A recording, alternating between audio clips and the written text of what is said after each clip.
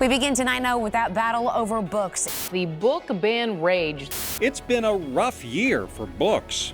Have been banning books deemed inappropriate for kids. Those books are now off the shelves tonight. One group sees removing some books from libraries as a solution to protecting their children. I can't stand this filth. Another group sees removing these books as the problem, though, and they're looking at libraries to be the solution. They need to have materials that will serve the whole community. Here's what's happening. In 2022, the American Library Association documented more than 1,200 requests to remove books from libraries across the country. That is the most they ever recorded. And those requests were seeking to remove more than 2,500 titles from those libraries. Texas and Florida had the biggest number of books challenged. Texas had more than 2,300. Florida had nearly 1,000. The most targeted books told stories of the LGBTQ plus community, and some people complained that these were too sexually explicit or obscene.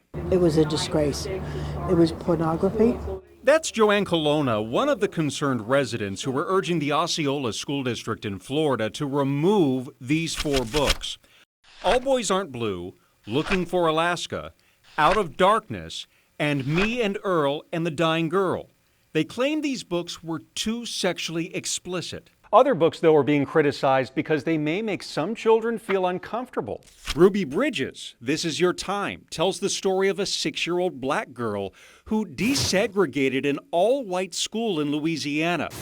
The book has been challenged in several states, and in some places, it has been completely pulled. They should not be in our schools. That's Vanessa Bryant, and her battle to keep some of these books away from children really got emotional. She actually used to teach school in Osceola County.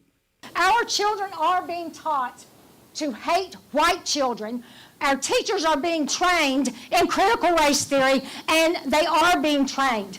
The reading coaches were trained. I have been begging, but let me tell you something. I'm so tired of begging because I'm seeing this filth. We have the books. We shouldn't have to fill out a 20-page report to get them removed. You should never have them.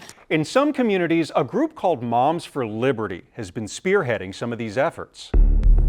We traveled 2.5 hours north of Orlando to ask them why. My partner and I, we're a 2-mom household, and we still are conservative when it comes to this information. My name is Tia Bess of Clay County, Florida, and I'm the National Director of Engagement with Moms for Liberty. So you see removing these books from school libraries as the solution?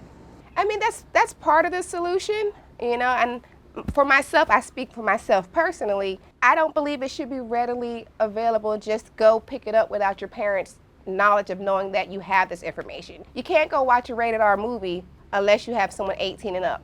You can't go into the store to buy a Hustler magazine or a Penthouse. It's adult content. So why is it okay for a 5th grader or a 6th grader just to go check out this information, these books, without their parents' knowledge? But this was in my daughter's middle school. This is a court of mist and fury. And there are sex scenes in this book that are a little bit more graphic than 50 Shades of Grey. Me personally, I don't believe that. I don't want my daughter having this information. Do you get a lot of pushback? Oh, yes, sir. Yes, sir, I receive a lot of pushback. What do they say? You really want to know what they say? I do. Okay, so I've been called an Uncle Tom. I've been called a token, a house Negro. For this issue? Yes. I had a school board member in Duval County refer to me by name on a podcast interview that she was doing, and she called me a token person that Moms for Liberty parades around because she has a special needs son. Now, more than half of the requests to remove books from these libraries were targeted at school libraries. The rest went to public libraries. We talked to a retired librarian who says that pulling these books isn't the solution. It's actually the problem. One of the things that really bothers me is people say, well, we don't want our children to be exposed to this, but who gets to say about your children? I can say about my children, you can say about your children, but I have no right to tell you what your children should be able to read. That's your job, not my job. And as a librarian, it's not my job either. How do we monitor what kind of books are actually being put in our libraries. The local government where Deborah Dubois lives in Volusia County, Florida, proposed having a say in which books made it to the public library. How can we monitor the materials that are put in the library so that we can, if we have something that's controversial, that we could vote on it or this board could vote on it? How do we monitor what's being given to our kids? Does it concern you that the county commissioners would want to be that involved in day-to-day operations? It's not appropriate for them to be that involved in day-to-day operations. Usually an overseeing board sets policy, and then you let the professionals who work at the organization do the day-to-day operations. And if they have concerns, they bring it to the head librarian or whoever's in charge. 2 weeks later, that proposal was dropped. For now, the solution to keeping these books in circulation is really grassroots. Some bookstores have set up displays like this one, featuring some of the titles that have been banned.